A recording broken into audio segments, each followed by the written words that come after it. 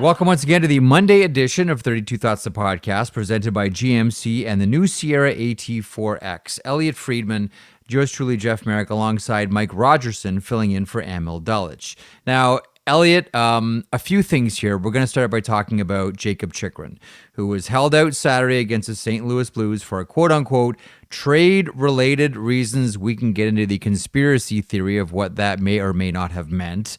I think a lot of people, maybe you as well, were having flashbacks as you tried to go to bed, maybe feeling a little bit guilty about it, thinking, I did this back on February 19th, 2011, and at 2:30 in the morning, St. Louis and Colorado got together on the Erik Johnson deal. Maybe I should stay up. What is the latest as we record this very late Sunday evening with Jakob Chychrun and the Arizona Coyotes?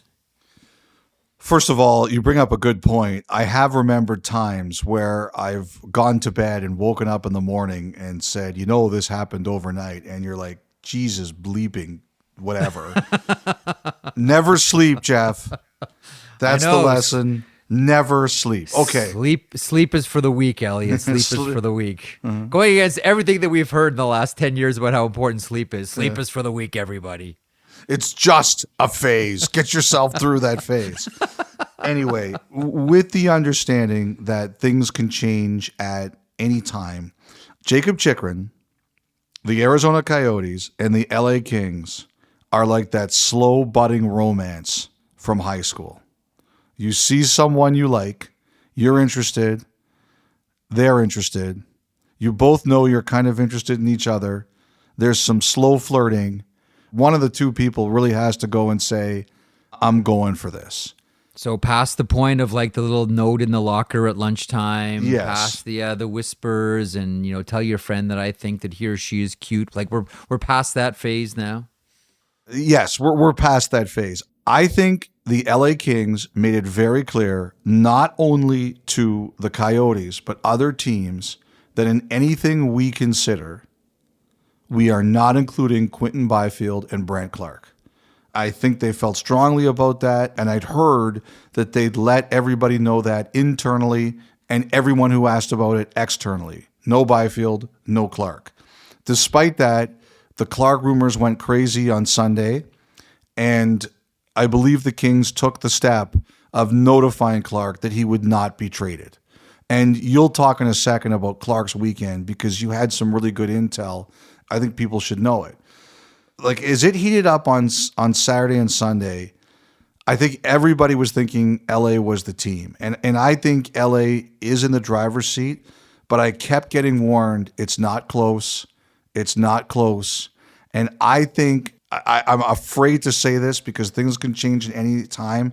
I think somewhere between the Kings and Coyotes, there was a snag. Now, that doesn't mean that it's impossible. That doesn't mean it can't happen, but I do think there was some kind of snag. I think what the snag may have been is that the Kings and the Coyotes were talking about a contract that needed to be moved, and they couldn't agree. Like, I don't think it was one of the principal members of the trade, but I think it was potentially an ancillary member on the trade, and the two sides couldn't agree on it. I think that stalled the trade a little bit. Again, does it mean it can't happen? No, I don't think it does mean that. I think it still could potentially happen, but I do think it gummed up the works for a little bit. And that's, I think, where we are. Like, as we record this Sunday night after the Super Bowl, I don't get the sense, again, famous last words, old takes exposed, that this is going to happen tonight. But that doesn't mean it can't be resuscitated. It may have been smart for the Coyotes to do this. Because they held Chychrun out of the game and because they tweeted what they did, I wonder if it's re-engaged some other teams. I think there's some other teams that are kind of like, okay, this is in the final stages here. Let's see if we can get back in it. And I think it's possible that's happened, which only clouds all this. Again, I do believe the Kings and the Coyotes were serious. I do believe there were serious conversations between them. I still think it's possible. I don't think it's Clarke. I don't think it's Byfield. And I think one of the potential problems was a contract that needed to be moved, and they couldn't work it out. That's my best guess at where we are on Sunday night. So to extend then your high school movie motif then, Rob Blake was playing the role of John Cusack in the boombox scene from Say Anything, saying essentially, it's time to see if we can actually do this. I'm still interested over here. You mentioned Brandt Clarke a couple of seconds ago, and after we finished 32 Thoughts on Hockey Night on Saturday, and I was working from home, I got upstairs to go and watch the third period of the game, and all of a sudden it was text after text after text, and the common denominator was, because we had mentioned Toronto has denied it, Edmonton has denied it wasn't going to be them, and the report that we had was the Los Angeles Kings are throwing cold water on it. Now, it was Dustin Brown night, so it was the statue, it was the jersey, it was Dustin Brown holding the Stanley Cup, and I don't think they wanted to distract from that or take away from that. So I think that was maybe part of all of this. But I had and you and I went back and forth on text like into the wee hours about trying to figure out, is Brandt Clarke involved in this? It got to the point where I'm wondering, considering, how much, you're reading social media as a hockey player, considering all the reports, as everyone, jumped out to speculate that if it's going to be Los Angeles, it's going to be Brandt Clarke as a key piece going back. I'm thinking to myself, if I'm Brandt Clarke on the bus after a game, I'm reading all of this on my phone and I'm saying, am I going to the Arizona Coyotes? And, we tried to figure this one out, and I'm with you. Like, I've been led to believe all season long. And again, nobody is really untouchable, but the two young players that the Kings have that they really have not a lot of desire to even engage any trade conversations about are Quentin Byfield and the aforementioned Brandt Clarke. So I was skeptical from the beginning. You and I both looked into it and checked around. A lot of people in the hockey industry and at various levels in various leagues, because everyone's got a sort of vested interest in this, or at least a curiosity in it, were sending me texts saying, it's going to be Brandt Clarke, it's going to be Brandt Clarke. I'm thinking to myself, I wonder if Brandt Clarke thinks it's going to be Brandt Clarke that's going to Arizona here. But, geez, you and I were texting till the wee hours trying to sort this one out, and quickly arrived at the idea that no, Brandt Clarke wasn't going to be part of this. Although, I'll tell you what, I got a text from one agent on Sunday morning who said the same thing that we were talking about on Saturday night.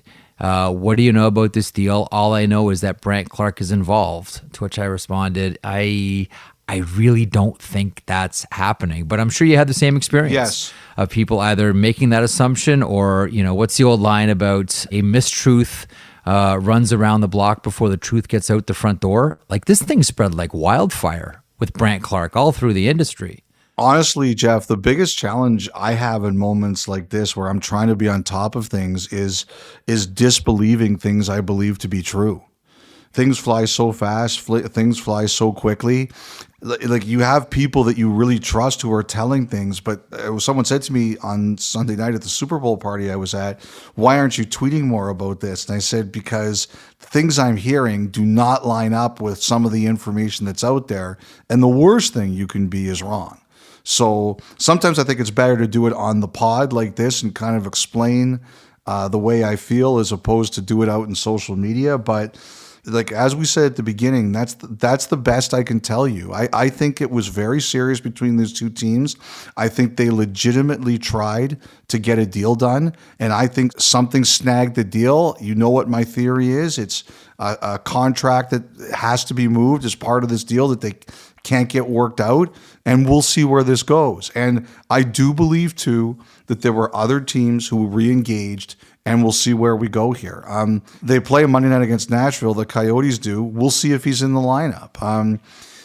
Like, the other thing I wanted to say about Saturday night, remember last year, the Coyotes traded Elliotte to Toronto. Yep. And it was on a Saturday night, and he was out, and they didn't make that kind of a tweet. He just wasn't in. And I called someone, Jeff, it was like 2 minutes before we went on the air, and for our 32 Thoughts segment on Hockey Night, and someone said, be on top of this. Lyubushkin's going to Toronto. Mm-hmm. And I think we said it, and it happened later that night. It wasn't phrased this way. This time, the Coyotes did it this way, which I think was smart. I'm never going to have a problem with a team doing that. The other thing I wonder, though, about this case is I also wonder if it was a situation where maybe the trade wasn't done, but they knew it was a possibility and they weren't going to risk it. Chychrun is a guy who's had a lot of injuries, and I think it was sort of like, we're talking, we don't know if this trade necessarily is going to happen, but it could happen, so we're playing it safe. So they weren't lying, but it wasn't necessarily right on the edge of happening. So a couple of things there. I am curious about this phrasing, trade-related reasons. Now, if you're of a conspiratorial bent, maybe you look at that and say, well, an injury could be a trade-related reason for holding someone out. Like we've seen, I think you and I have talked about one of my favorite press releases of all time from any team was from the New York Islanders when Chris Botta was running communications for the Islanders, and they wanted to disguise a Rick DiPietro injury. And so instead of being any type of specific about the injury, they reported it as general body soreness, which I still think that Chris takes a lot of pride in. Not a lie. I think Chris still takes a lot of pride in that one. And that was kind of his Picasso. There's that conspiracy attached to the, quote, trade-related reasons why Jakob Chychrun was held out. And the other you already hinted at as well. Was this an attempt to get some of the other teams that may have been talking to the Arizona Coyotes to the table? If there's a feeling out there in the hockey universe that the Coyotes are close to a deal and you're not currently engaged with the Arizona Coyotes and thought you were playing maybe a longer game with them, does this get them back to the table? Do either of these two scenarios resonate with you, Elliotte? I wonder. I don't think we're going to know until this is actually done. Like, let's see if it happens later Monday. Let's see if Chychrun plays Monday night. Let's see where we are. I don't think the Coyotes are necessarily pulling a fast one on anyone here. I think there were legitimate trade conversations. Like, usually when that happens, like, the deal is done the next day, right? Now, maybe everybody wanted to watch the Super Bowl and nobody wanted to ruin the parties. But we're sitting here on Sunday night as we record this, and this is going to come out Monday morning, and it isn't done yet. Again, doesn't mean it's not going to be done. I just do think that something held this up.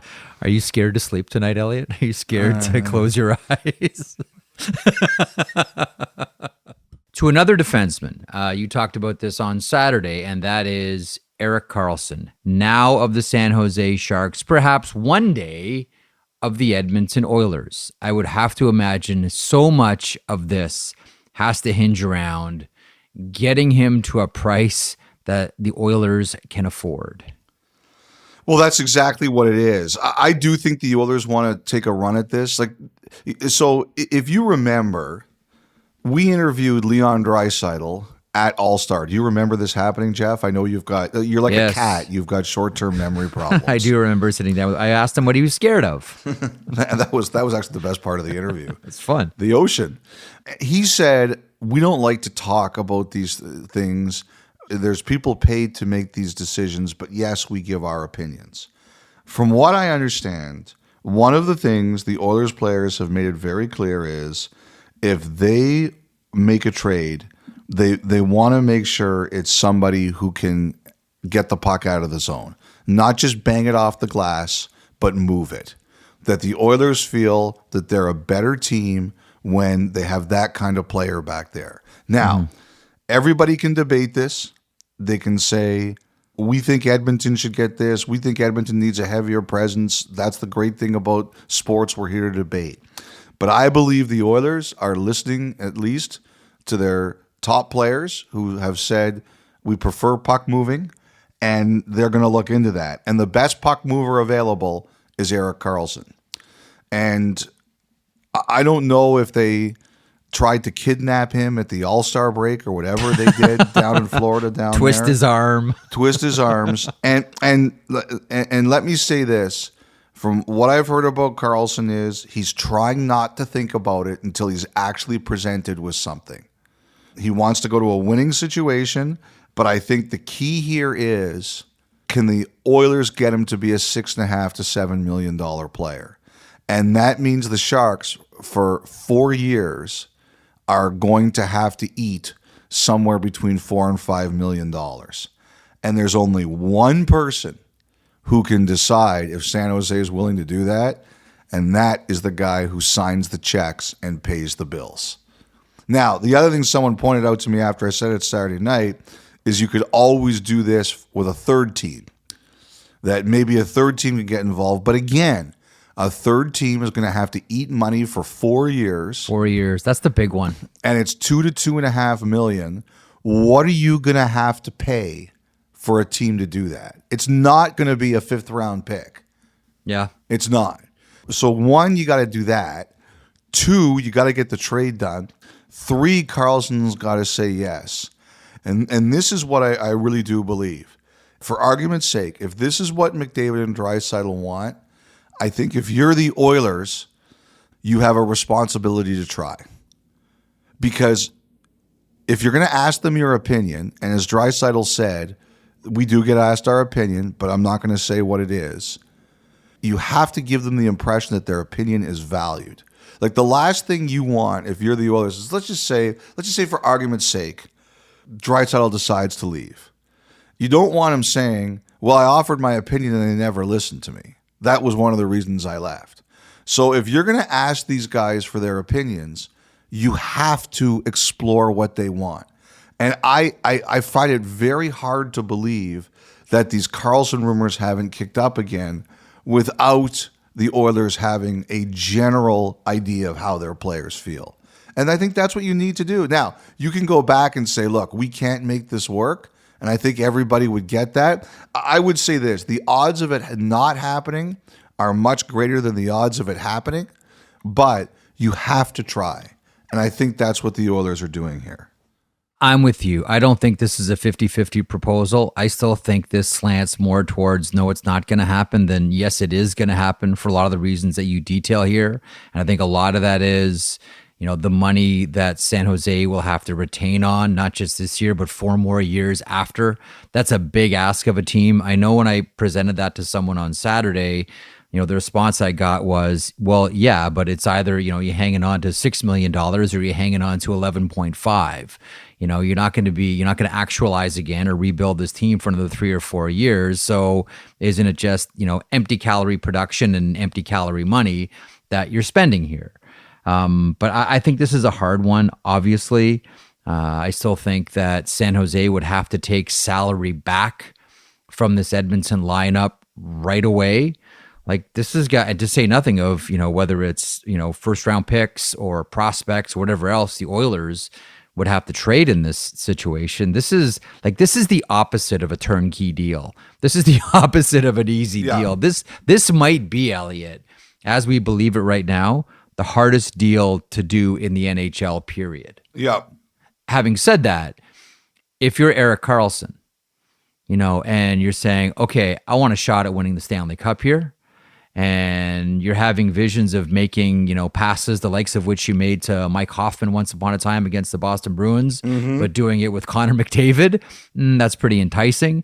And if you're Connor McDavid and you're Leon Draisaitl, you're saying, well, all of a sudden our exits out of our own zone just got really easy, and our already insanely great power play just got that much better. I'm with you. Like from a hockey play point of view, this hits on so many levels for all players involved here. Like if you're Karlsson, yeah, give me someone playing with McDavid and Draisaitl and Hyman and go right down the list. And if you're the Oilers, like this makes our lives much easier. And if you believe that a team like the Colorado Avalanche has taken a step back this season, all of a sudden the field is more wide open than it's ever been in the Western Conference. I think the West is wide open. I really do. Now, the one thing is, I still think Colorado's the team to beat, providing everybody's healthy. But I do think the West is really wide open. I think the other thing, too, here is look at the way Edmonton's playing lately. They've got their flaws. Everybody does. But they're winning games. And the other thing, too, is, and this is, I think, a key thing, they used to get caved in when McDavid and Draisaitl were not on the ice. They're holding their own now. I think that's important. I think Edmonton has to go for it. This is a year where you cannot waste this year. I remember a year ago when they were struggling, Ken Holland was saying, I'm not trading my first rounder. Like he didn't even know they were going to get into the playoffs at the time. Yep. And people were saying, no, you can't waste it. You can't waste it. You can't waste it. And he was telling people, I don't know what we are here. I don't think that's the same this year. I think the Oilers have a much more comfortable feel about who they are and where they're going. I don't think there's any fear this year about, do we chase it, or is this the wrong year to burn assets? Now, I don't think they're going to be reckless, but I think they're in the game. And I'll tell you something else. Like, I want to say one thing about another player, and that's Tyson Barrie.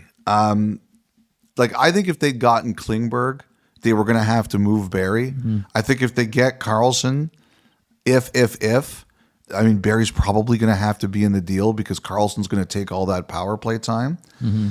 I have heard that this year they have been really happy with Barrie. And I think Barrie has played really well this year.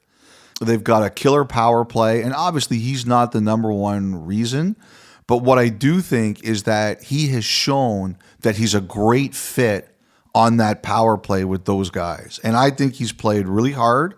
You know, I think the other thing too is I just think he's a big part of their group. And one of the things I've heard this year the Oilers have said internally is it's the Al MacInnis question. What does this do to our room? Now, I think if you're adding an Erik Karlsson, I mean, what are you going to do? He could win the Norris Trophy this year. But I do think the Oilers have thought long and hard about the way that Barrie has played this year and the role he plays, that if he's going out, it better be for a good reason. I have heard that about them, that they really feel that Barrie has become a big part of their framework internally, and they can't just be all willy-nilly about moving him. Okay, one more thing on Karlsson. So you mentioned he could win the Norris Trophy this year. He's having this season, I don't want to say out of nowhere because we should expect something like this from Erik Karlsson. He's just that good. But he's having a spectacular season, and I don't think we expected that to happen this year for Erik Karlsson. You know, I've said to you before, it's almost like he's gone to Lourdes and bathed in holy water, and he's come back and he's completely healed up. That's an excellent reference, by the way. Just excellent. Thank you. And he's 24 years old, and he's playing. He's in perfect health here, and he's never met someone by the name of Matt Cook. Someone said to me on Saturday, this is San Jose's best chance to get out of this contract because there's no guarantee he's going to continue like this. There's no guarantee he's going to continue to perform at this level. He may go back to being the Karlsson we've seen over the past couple of seasons in San Jose. He's having this career year, Norris candidate, all of it. This is their best and maybe only great chance to get out of this deal. Agree or disagree? I disagree. I don't think it's their only chance because I think this deal might be, I don't know if less complicated is the right word for all the reasons that you have said, but I do think that this deal would potentially be easier in an off season than a regular season. Don't forget, in the off season, see where the cap's going. Mm-hmm. Contracts come off your books. You get a 10% summer cushion. I wouldn't ever say it's easy, but I would say it's easier. Knowing that, and it might not be this season, but in subsequent seasons, the cap will be going up. There's that make it an easier pill to swallow for San Jose if they make this deal knowing that they're going to have some dead cap space on their roster here, knowing that the cap will eventually go up here and maybe even substantially as well? Does that make it easier for San Jose? Like, is it part of the pitch? Like, hey, I know you have to eat a lot of salary here for the remainder of this year and for subsequent seasons, but the cap is going up. I think it makes a huge difference. Absolutely. I think it makes a huge difference. And we should mention, Jeff, that if it's not Karlsson, I do wonder if Gostisbehere is going to be their guy. It's going to be somebody. It's going to be someone that moves the puck. The Chychrun thing with Edmonton, it's really difficult for me to pin down. Like, for a long time, I heard, no, it's not going to be them for Chychrun. Then I heard they were kind of considering it and looking at it. And I don't know. Like, I'm being honest with everybody here. I don't know what to make of this. I think there have been times they've been no. I think there have been times they've been, you know what? He's played well enough that we better do it. I think there are people in the organization who really support it. I think there are others who are not so sure. I'm just going to tell you, you get mixed messages from Edmonton when it comes to Chychrun. But I do think on Saturday night, they were not the team that was close to trading him. Listen to the 32 Thoughts podcast ad-free on Amazon Music, included with Prime.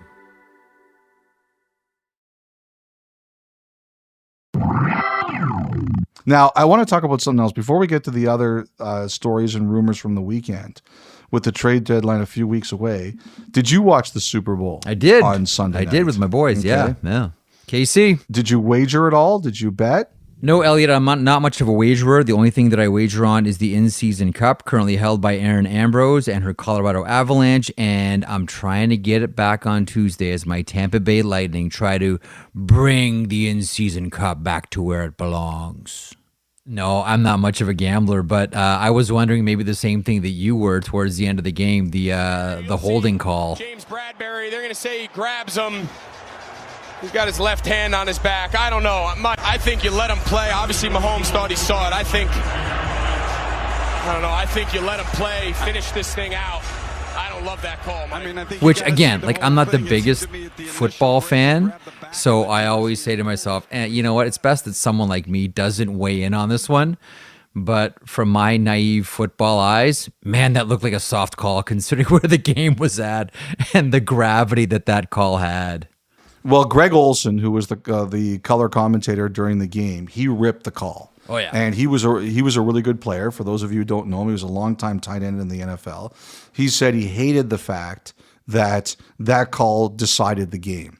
Now, please understand as I say this, I wagered on the Chiefs, so this might, bias my opinion because I won money because of this. I look at that play and I say if he is not held, Kansas City wins the game right there. And I think the other thing that happens is not only does Kansas City win the game right there, or at least take the lead right there, Philly gets more time on the clock. So that call doesn't just give Kansas City another first down, but it allows them to run the clock down to 8 seconds before they kick the winning field goal or whatever it was, right? Mm-hmm. So that game really changed things, and Olsen ripped that call. And I had a really interesting text exchange with someone in the game, and they said that call would never be made in the NHL. And sometimes people rip that in the NHL, that they don't make those calls. Like, you take a look at non-calls that happen late in NHL games or late in or during overtimes. Like, we get more calls than we used to, but generally a lot of stuff is let happen. And I wonder, after watching a lot of people rip that call, hey, social media is not the best arbiter of the world, but I see a lot more ripping that call than I see praising it. Do people want that? Like, the NHL way is generally let the players decide. And don't give me this argument about, well, if you don't make the call, then you're not letting the players decide because they can't make the plays. Look, either the referee makes the call or they don't. And there, the referee made the call. And again, I thought the guy was about to score a touchdown. Olsen hated it. What does everybody want? Like, after seeing that, do you want that call made in an NHL or an NFL game? Or are you like, no, that's too soft.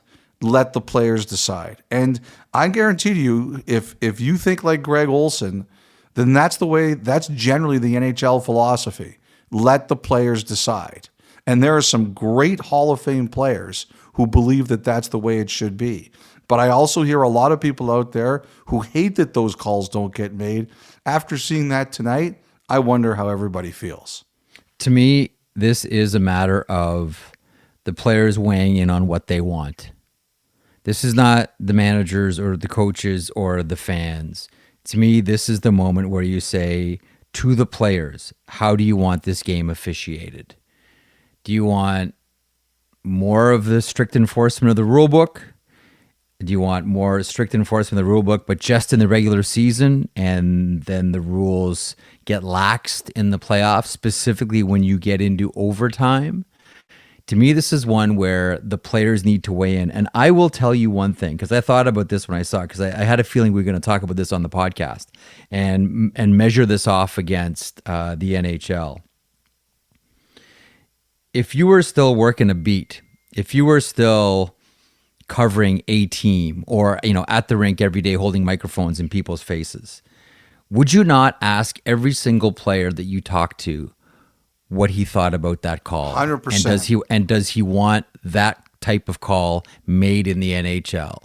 This is essentially me asking everybody who covers a team who's going to hold the microphone on Monday, please, to every single player you interview, ask what they thought about that call. This is the perfect time to have this discussion. I could not agree more, and I'm glad you brought this up, Elliotte. Now we've seen it right here, right?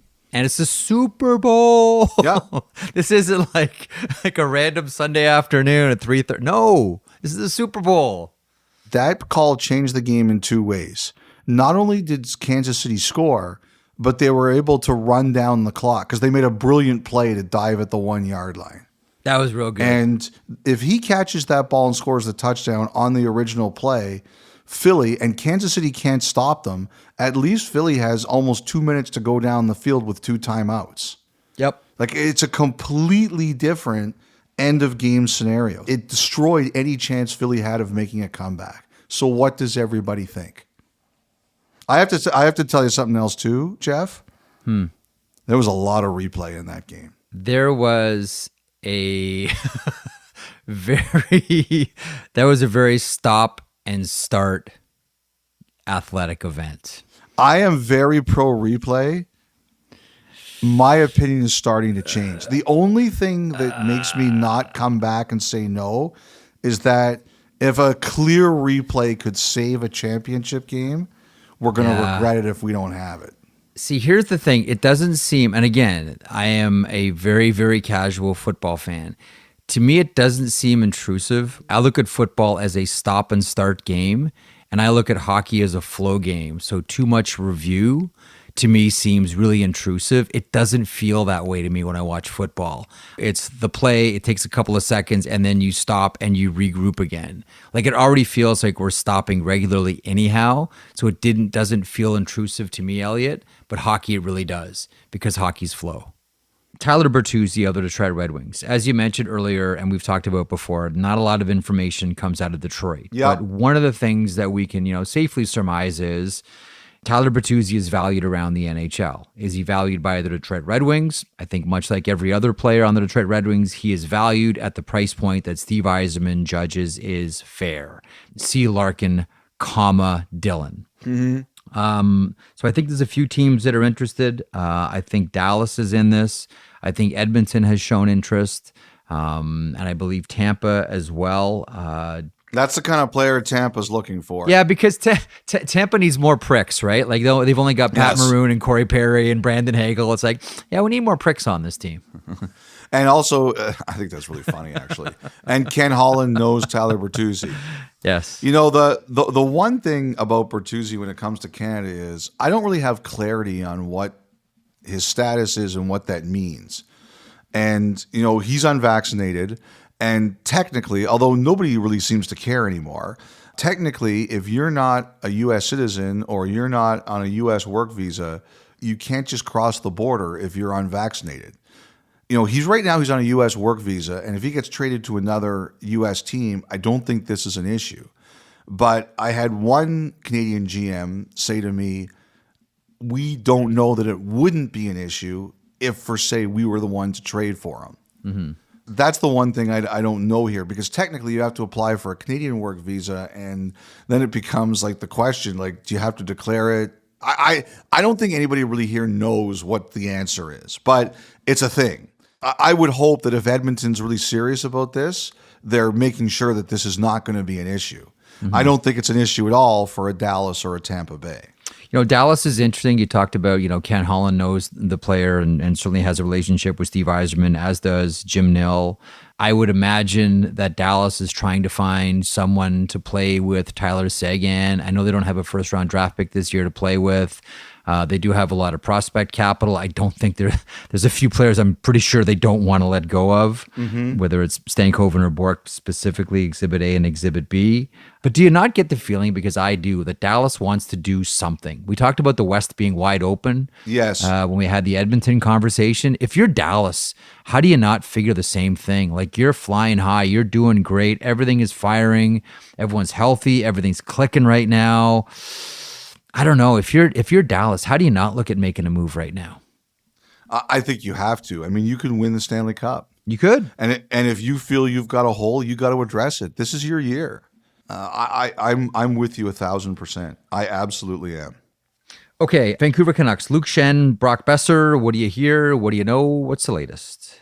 I have heard the Schenn one could happen at any time. The way he plays, he risks getting hurt because he plays a tough game. Yeah. And I heard that when he missed the game this week, things kind of accelerated. Like people were saying, okay, we better get him because we don't want him getting hurt there. And I think Vancouver's like, we don't need him getting hurt here. I do think that this accelerated. It's one of those really tough things because I had people say to me yesterday, they think it's really close, but then other people remind you like it's not done until it's done. Like I think Calgary's there. I think Boston's there. I think Toronto's been there. I have a sneaking suspicion. And again, it's just a suspicion because I think Dubas is trying to do everything he can to confuse people as to what he's up to, including nosy reporters. Just the intel is saying he's looking at a forward first. Again, I could be proven to be totally wrong about this, but on Saturday afternoon, when I was prepping for the show, that's kind of where I thought they were. And maybe it changes and maybe that's wrong. We'll see. I think that's what Toronto's thinking. So I think a player like Schenn has kind of been pushed to the background for then. I was asking everybody I spoke to on Saturday, who's the next player to move? And this was before Arizona sent out that tweet. Most people said Schenn. They thought that Schenn was the next guy to go. We'll see where this ends up. Now, the other thing here, too, is it's been reported now Schenn's wife is due to give birth right around the deadline. Mm-hmm. And I do think Vancouver is trying to take that into consideration. So that adds another layer to this. That's good. But he's the guy I think everyone's looking at. You know, Boeser, I do think they're trying to move him. I do think that he wants to get moved. You know, as I told you on Friday, I think this Minnesota thing is too complicated. I think he'd like to go to Minnesota. I think Minnesota likes the idea of him. I do think they talked about a Greenway for Boeser kind of deal. I just don't think it's going to work. It's interesting. Like Greenway fits the way Minnesota wants to play. Oh yeah, but I think there's something going on with him too. I think he's a guy who could be on the move, whether it's now or it's the summer. He has a no trade, a partial that kicks in on July 1st. So between that and everything else, I think we're all kind of wondering about him. The one thing about Boeser is I had heard that Vancouver kind of thought that Meyer would go first and then Boeser would go.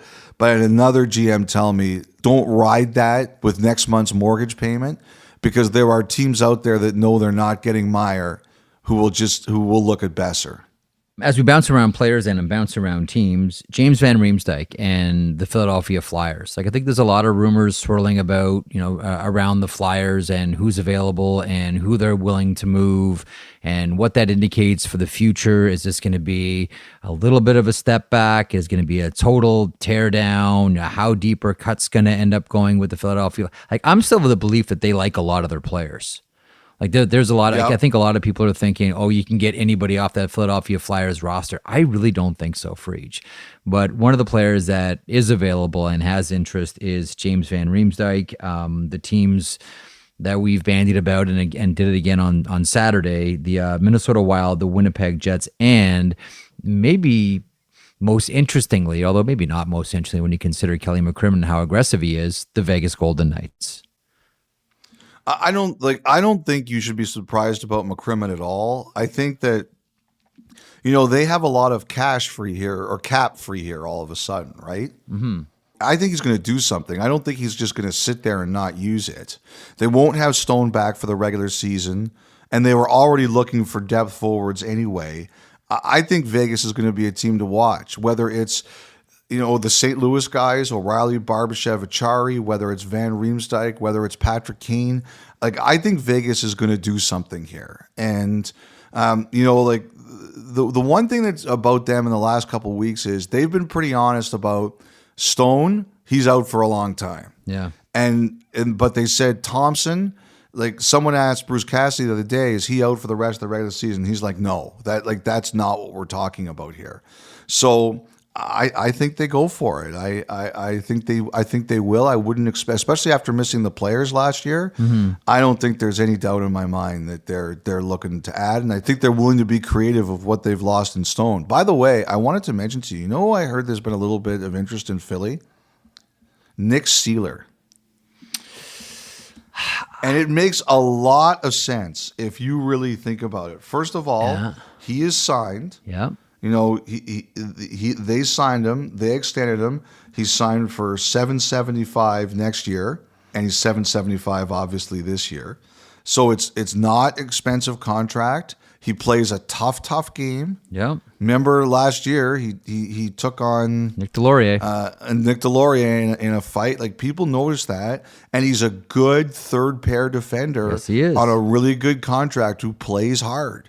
And the what I was told is, like, people have watched Seeler play, and you're looking at a team like Philly. Like, I could see Philly has every reason in the world to keep this guy. So that's what I believe. Yeah, like I could see John. I could hear John Tortorella saying, like, "What the hell? Like, are you guys serious?" But I've heard that. I've had a couple guys tell me that, like, Nick Seeler's a guy who's gained some real respect, and if you're looking for a third pairing D, you could do a hell of a lot worse than him.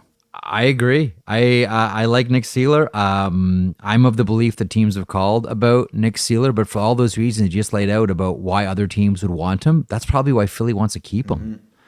And I think a lot of it is the price tag. Yeah, it's a great contract. contract. What a great team. Like, if you're Philadelphia, it's like, okay, if you want Nick Seeler, like, it's gonna sound weird because we're talking about a 6'7" defenseman here. You're gonna really have to knock our socks off. Yeah. Why would you do that? Yeah. Why would you? Like, if I'm Philly, man, I'm like, yeah, thanks, but no thanks. Unless you're gonna, like, really quote unquote overpay. No way. I want to keep Nick Seeler. I've heard the same thing about Konechny too. I know people have wondered if they're going to move him, and he's really struggling. But Tortorella, at least production wise, but Tortorella paid him a really big compliment the other day about how hard he's playing. I heard that Philly said to someone, like, why would we do that? He's signed for 3 years. We need players. You have to get people in your building. I think they said, like, you really have to make it worth our while for us to consider it. The one thing I do think about Philly is I think they're looking for centers. I'm glad you mentioned that about Travis Konechny, because if you've followed John Tortorella this year, it's been really interesting because players that find themselves in the doghouse for a while end up being the player that Tortorella goes out of his way to praise. Remember when Cam York was sent down? Yes. And it was, not ready for the NHL. And we heard everything about Cam York from John Tortorella. And then we figured, okay, he's going to do his, what were you figure, like 30, 35 games in the American League at Lehigh. And then he's going to get finally called back up because this is this is a big project for the Philadelphia Flyers. He's been raving about Cam York. Like, on the one hand, like, it's classic Tortorella. On the, there's a pat in the back and then there's a kick in the ass, and they're separated by about 18 to 24 inches. And that's been classic. He did the same thing with Ristolainen as well. Like, he's I'm endlessly intrigued by John Tortorella and how he handles players, because whenever there's a, there's the stick, it's followed by the carrot. Mm-hmm. Like, not instantly, but over the course of time. Like, he goes out of his way to praise York. He goes out of his way to praise Rasmus Ristolainen and Kevin Hayes as well. Like, he's Travis Konechny. He's been a fascinating study this year. To me, the Philadelphia Flyers are one of the most interesting teams, and maybe a lot of that is because of John Tortorella. So I'm so glad that you mentioned that, because it's one of the things I'm meaning to mention here on the podcast and talk to you about. And the Cam York thing to me is just stunning, because you hear Torts talk about York now and measure it off against, what he talked about at training camp. It is night and day. Yes, it is. Okay, Elliotte, the Ottawa Senators, and we'll start with the bad. Watching Saturday afternoon, watching Anton Forsberg and the injury, it looked awful, and our hearts, broke for the Ottawa Senators goaltender, and it looked, terrible from the get-go. And watching him get stretchered out, you're crossing your fingers and you're hoping for the best. But we got the opposite on Sunday. Ottawa Senators general manager Pierre Dorion saying it is MCL tears in both of his knees. He is out indefinitely. It's just awful. There's not much of a conversation to be had here other than it's over to Mad Sogard and Kevin Mandolese to shepherd the net minding duties. I just hope, I think we all do, that it is a speedy recovery for Anton Forsberg, who was delightful with us when he came on the podcast. A wonderful guy, great goaltender. We really hope the best for Anton Forsberg of the Ottawa Senators. Alex DeBrincat, you talked about him on Saturday. What's the latest? So obviously he isn't signed right now, and I think people have kind of wondered what that all means. It's a $9 million offer for DeBrincat if you want to keep his rights. Yes. I think that teams call because they should call. And, okay, he's not signed. What are you doing here? I think that's happened. I've heard the Senators have said, we're not doing this right now. I think they have also said, we're going to take another run at this with new ownership. I'm not a guy who likes to throw up the emergency signal. 5-alarm blaze, emergency 51, Randolph Mantooth. This is really old. This is not cool and not hip. You're the worst. You always blast me for old references. Look at you. I just think that it's basically what it tells you is that DeBrincat's chosen to wait until he sees what the future of the team is. Like, what's the new ownership going to look like? What's the direction going to look like? Yeah. And we'll see where that goes. By the way, on that, I spoke to someone who I think is one of the potential bidders here. Yes. He said something very interesting to me. He said that because it was Melnyk and everything they heard about Melnyk, they were kind of expecting the books to be a mess. He said to me, it's a lot better than they were anticipating. He said that whatever's going on here in terms of putting the numbers together and cleaning everything up, and I don't know if this is why the portal took so long to open or the sale process to begin, but he said to me he was skeptical about the number the NHL was talking about, like 800 million plus. He said he sees a path there based on what the numbers say. He said that whether it was poorly run or not before, it looks like a much better purchase now. Who knows if it goes higher if they get a bidding war, but he said 800 is not unrealistic for this team. That's a good sign for the Senators, but I think DeBrincat, I think he wants to see. And I think it's going to be interesting to see what Ottawa does here. Do they add someone for the rest of the year or do they wait? Like, they have a lot of good small pieces, like Tyler Mott. I can definitely see him being a guy that a contender picks up. But I think the curious thing is going to be do they add anyone? Do they bring in a D to test drive? Do they do anything like that? But like I said, I think they're holding DeBrincat, and they'll see how it all plays out. The Rangers and Vitale Kravstov. I know at various times you said, okay, it's over. Okay, they've tried again. It's not working. They need to part ways. And here we are again, Elliotte. Same conversation. Like, Chris Drury is really quiet. He's another one of the super quiet GMs.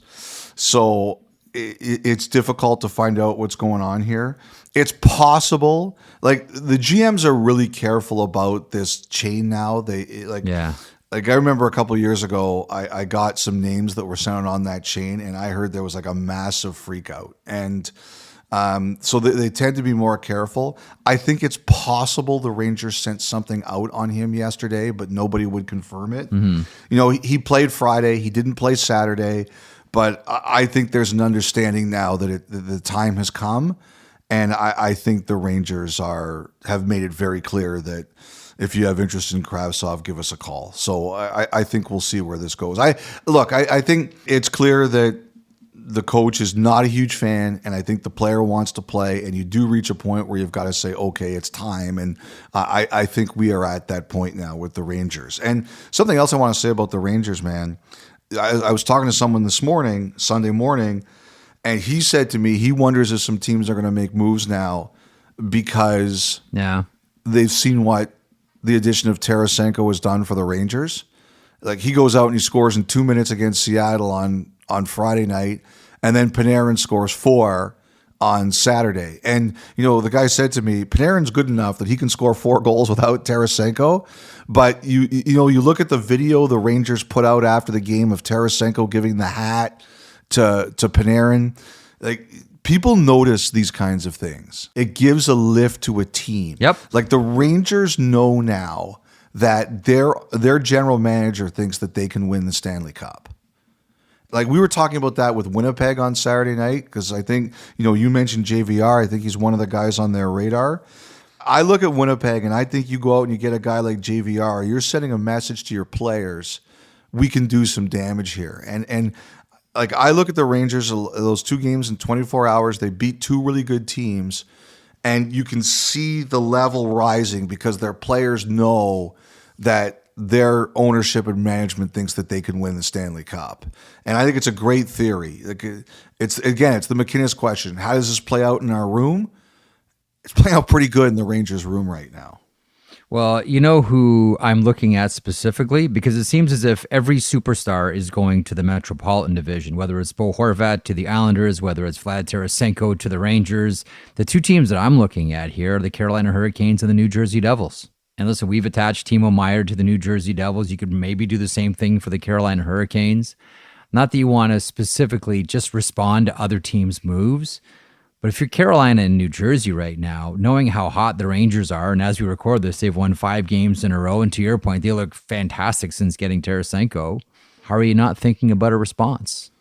I think you have to be. Because you know what? I think the Devils, they could win the Stanley Cup this year. They could. So could the Carolina Hurricanes. Carolina to me is a really interesting one now because with Pacioretty being out, are they going to need 2 moves? They need a center and a winger. They got the cap space to do it. And they're creative. I think it's fascinating. I agree with you. I just like the idea of all the big names going into one division here. Just everybody to the Metropolitan. Every single big player just right to the Metro. There's a name, Elliotte, I want to get on everyone's radar right now. He's a late bloomer. So he's 21 years old. He's a Finnish defenseman. He's 6'6", never drafted. His name is Valtteri Puoli. Kind of been turning heads all season long. He's playing this weekend at the BHG tournament. That is the Bayer Hockey Games, formerly the Swedish Games. He plays TPS Turku. Now, a number of teams, I'm trying to think of the best way to phrase this. There are a number of teams that have shown interest, but at varying degrees. Like I've heard of a couple of different teams that have been, really hot on him, and a couple of maybe we'll just kick tires. And I'm having a hard time trying to figure out who's really aggressive and who's just curious. But it sounds like the teams that have had interest, and again, to varying degrees, the San Jose Sharks, which should surprise nobody considering how, they want to, redo the prospect pool there. The Winnipeg Jets, the Boston Bruins, the Vancouver Canucks, the Nashville Predators, the Pittsburgh Penguins, and the New York Islanders. Now, the one thing about Puoli is he can't sign an NHL deal until his season is done in Finland. I believe that regular season ends in the middle of March, and then whatever playoff brings along with it. When this podcast comes out Monday, I'll throw up a clip of Puoli playing so everyone can see what we're talking about. But 6'6", not drafted, 21-year-old Finnish defenseman Valtteri Puoli. Just wanted to get that guy's name on people's radar because somewhere by the end of the season, he's going to be a member of some NHL team. Hit a pause, come back with your phone calls and your emails. 32 Thoughts continues.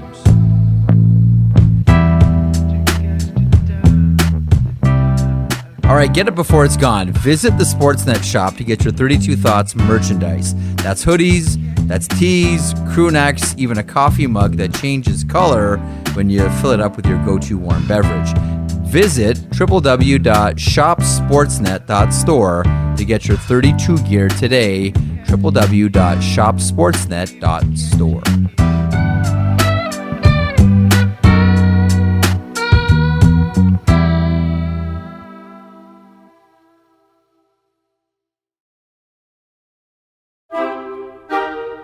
Elliotte, I want to ask you about Patrick Kane and Jonathan Toews because they continue to be headline makers, and we saw Patrick Kane's remarks after the Vladimir Tarasenko trade to the New York Rangers. Now, let me frame this way.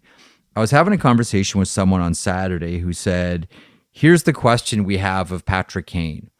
And I said, what's that? And he said, where's his heart at? Because his heart was in Chicago. His heart also was in New York. Now that it doesn't appear as if New York is an option, the question that we're wondering is, Where's Patrick Kane's heart at right now? What do you think? So I think there's a few things. Number one, I believe that Patrick Kane and Jonathan Toews thought they were going to retire as Blackhawks. And I believe last summer, when the Blackhawks were beginning this process and they were trading to Brinkett and all this, I think they told those guys, this is the way it's going to be. It's not going to be pretty, and we're going to start over. And sometimes I think when you hear that, you may not believe it because it's the summer. They're like, okay, things can change. And reality sets in. Like, first of all, I think when you've won as much as those two guys have, it's really hard to lose like this. And now all of a sudden you're seeing, oh my God, like this is for real. This is where we're going. And losing sucks, especially when you've won as much as those guys have. So I think that's one thing that's happened. I think they've come to the realization that this is what it is in Chicago. They're going to lose, and they're going to lose for a few years, and it's not going to be fun. That's number one. Number two, I don't know about Toews. I do think, at the very least with Kane, I think there was, I don't know if a desire is the right word, but the idea that maybe he plays there for one more year while he gets healthy. I just don't think that's a road the Blackhawks want to do. I think that adds to the level of, oh boy, this is real. Like this is happening. Some people didn't like what Kane said the other day. I refuse to criticize him. We're always complaining that hockey players are boring and don't tell the truth and don't say what they mean. He came right out and said it. We cannot criticize him for that. He told us his raw, unvarnished truth, and I have no problem with that, and I thank him for doing it. Look, there were people out there who thought it was Rangers or nothing, that he was Rangers or he was nothing. When those quotes came out, people were texting me, see, I told you, it's Rangers or nothing. And now I think at the very least, he has to think, is there somewhere else he wants to go? Like, I think Edmonton's looked at it, but the tough thing is that, he's not going to play on the number one power play in Edmonton. Like, is there really a sensible fit there? Like, I've wondered about Vegas. I've wondered about Dallas. I think he has to wrap his head around, okay, what else is out there for me that I really like? Like, there were two things that he struck me as being really upset about. Number one, the trade, obviously. And number two, he's upset about all this talk about his hip. And, I did an interview with Pat Boyle and Barstool Chief in Chicago on Saturday. And Chief said that Kane says he feels better than he has before. And he might. Like, I'm not arguing with anything that Patrick Kane feels. But it's what it looks like to other teams. Now, I think there were two factors here with the Rangers too, and one that doesn't get as much reported, and that is that because of Kane's number, like he makes $3 million a year more than Tarasenko does in terms of a cap hit. Even banking space like the Rangers had been, they would have had to wait until later to make the move for Kane. Or they would have had to pay another team to do it. They went after Tarasenko because of the fit. They went after Tarasenko because of the health of Kane, but they also knew because of Kane's number, they would have had to wait to do it longer. And I don't think they wanted to do that. How many times have we seen this when a player thinks that they're going to be in a place for their entire career and it goes sideways? It's never pretty.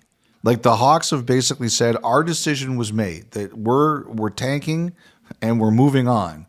And it's up to Kane to decide what he wants to do here. And I think when you're a guy who thinks you're going to be in one place your whole career, like you're sitting there saying, I've done everything good here and we've been successful. And now you're sitting there saying, you know what? Like this isn't the place for me anymore. It's jarring. I think anybody listening to this has had moments in their lives where they felt the exact same thing. Yep. So Totally agree. I think with Kane, all of that emotion came pouring out on the Friday. So I think what now is you're going to see Kane take another week or so to make up his mind. I think he's not going to pour gasoline on the fire. I think he's really going to think about, where the path goes from here.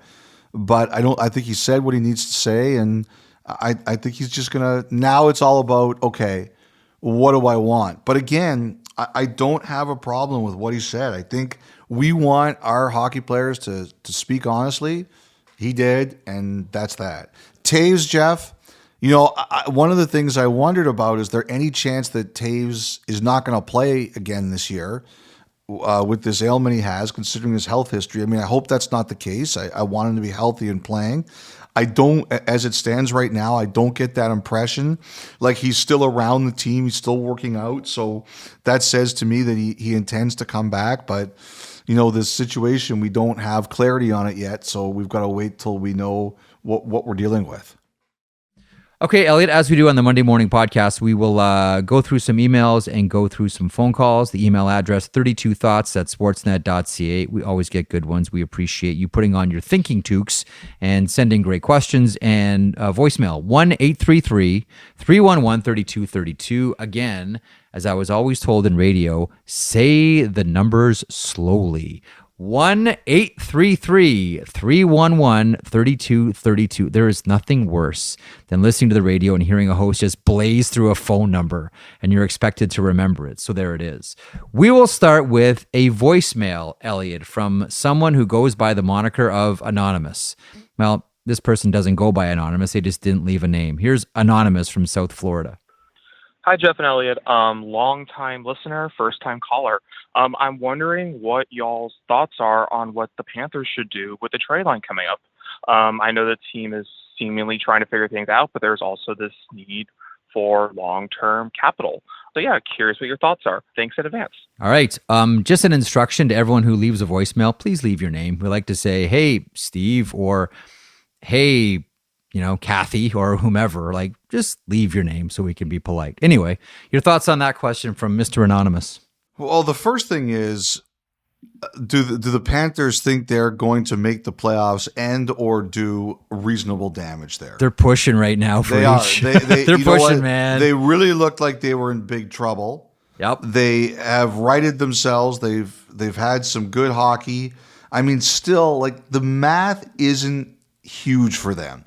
Right now, they're 3 points out, and they've played 55 games going into Sunday's action. So you're 3 points back of Pittsburgh, and they've got 3 games in hand. You're 4 points back of Washington, and they've got a game in hand. So they've made a race of this, but the math isn't their friend. The one thing is that, the Panthers, as they struggled this year, there started to be a narrative come out that the Panthers knew that this was going to be a tough year until they got out of some cap issues. And they were kind of aiming more for next year. And some people said that's crap, that's spin. And maybe it is, but I had heard that last summer. And I talked about that on one of the podcasts after the Tkachuk deal with the Flames that we did. They shot their wad last year. They did everything that they could. It didn't work, and you can't do that every year. Like, you were one of the people who was wondering if Florida was the trade partner for Chychrun, and yep. You weren't the only one. I had other people saying Florida, they need him. And I was like, yeah, they need him, but you know what Arizona wants, and they don't have any of that. Now, I think the Panthers, I don't see them doing rentals. I see them doing anything for term. I see them also saying, look, if we're not going to make it, is there anybody we've got to move out, or anybody that's got value, we can get something for them, we can move out. I just don't see them doing anything remotely close to what they did last year, and then we'll see what they do in the summer. Like, I have to tell you, I have really thought that that's one of the teams that makes sense for Erik Karlsson in the summer. Like, you look at their D, he would be a heck of a fit there, and again, they don't have a lot of the capital that San Jose might want. That's just me speculating. I think Florida's bigger decisions probably come in the summer when they reshape their team. Like, the Tkachuk deal looks really good for them. Oh, yeah. And I think they figure out, they finish this year. I don't think they make any crazy moves this year unless it's long-term benefit to them. I agree. And I think they kind of reset in the summer. I wonder, and this is just my opinion, is if Calgary tries to see if they can get Anthony Duclair. Does he need more speed? You need to solve this Huberdeau problem. I think they have one question they have to solve more than anything else, and that is, how do we get Jonathan Huberdeau comfortable? And Duclair, like, he played with Duclair and Bennett. I'm not expecting them to trade for Bennett, the Flames. No, I think that ship has sailed. Yeah. But like, I wonder about a guy like Duclair, because Huberdeau needs somebody with speed who can back away the defense. And Duclair's that kind of guy. Like, I don't even know if it's possible. It's just something I was thinking. Like, I spent a bit of time last week wondering about how do you solve this Huberdeau issue if you're the Flames and you need a player like that. I wonder if they have any interest in him at all. But of course, he has to get healthy. He hasn't played yet. So when you're saying you spent time last week wondering about this issue, what you're really saying is, well, I was on the radio with you, Jeff. Instead of listening to you, I was wondering about what the Calgary Flames need and how they get there, and ignoring your questions. And I'm doing that on the podcast right now, too. Brandon in Williams Lake. We've had something similar to this. We can knock this one down quickly. Although I think answering questions like this on a not regular basis, but semi-regular basis is important, because we get different listeners all the time. Yep. I have a question regarding the draft lottery, and I do not think I've seen the scenario explained before. For Montreal, would it be possible for them to win and keep both lottery picks they own this year? I know with the new rules, a team can only win 2 lotteries in a 5-year period. Since one of their picks is Florida's, would that count towards this total? Also, as an aside, when a team wins a lottery they are ineligible for, which pick will they receive? How does the NHL plan to deal with this? Good job, Elliotte. Well, I don't like that. I like this guy. Don't like that part. Brandon in Williams Lake, if that is indeed your real name. Well, so one of the things I'm under the understanding of is that you can only win the lottery twice in 5 years, but I don't believe that extends to the other team's pick. I agree with you. Technically, it's not your pick. This is what someone said to me, and if someone else disputes it, I guess I'll hear it after it goes out on this podcast. But I asked, and somebody said to me, "No, that's Florida's pick. Yep. That's if they win that, that's a Florida lottery win." Now, one of the things that's happening now is that, Florida. Hang on, by the way, just so there's no confusion, it's considered Florida's pick, but Montreal makes the pick because they own it, but it is considered Florida's pick. Yes. Now, one of the things that's helped the Panthers is, right now they're 19th, so they can't win the lottery because only the bottom 11 teams can win it. So right now that's not as much of a concern for the Panthers, but I'm under the impression that if Montreal was to win the lottery with Florida's pick, that counts as a Florida lottery win. Okay, so unlike what you might hear a lot of general managers say, and that is, I don't answer questions based on hypotheticals. We do a lot of that here. Yes. So any of your hypothetical questions, please feel free to send them in. Cody in Winnipeg. With Torterella's letter to season ticket holders, is anybody in Philly untouchable? I could see Konechny getting big interest. We talked a little bit about Philly before, especially considering he's at 5.5 for 2 more years after this one. I'm a Devils fan, there we go, and as much as I am programmed to hate Philly, he's a great player and would look great with Hughes or Hischier if the Meyer trade ends up not happening. I think it would take a lot to get Konechny out. I really do, Freeze. We talked about it earlier on the pod, and that's what I've heard too. You're really going to have to work to do that.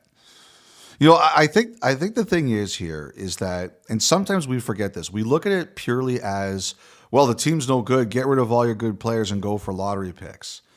The people who say that without thinking about the business side don't have any financial skin in the game. I get reminded of that all the time.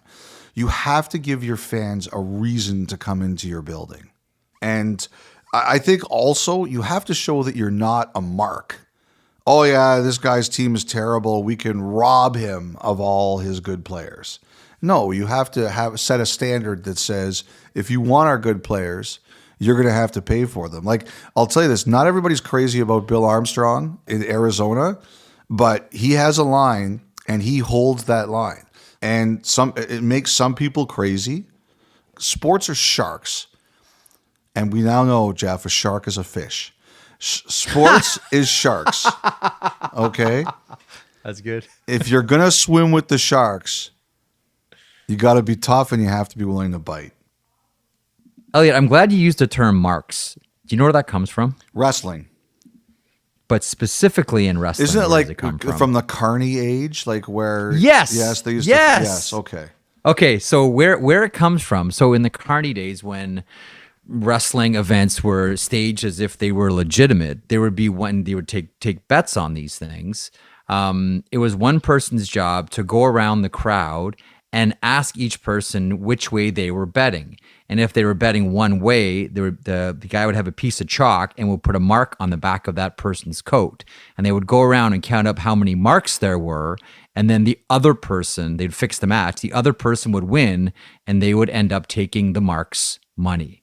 That's where the term a mark comes from. It's a piece of chalk scratched on the back of a person who is soon to be removed from his money. And I think that's a really good way to end the podcast today.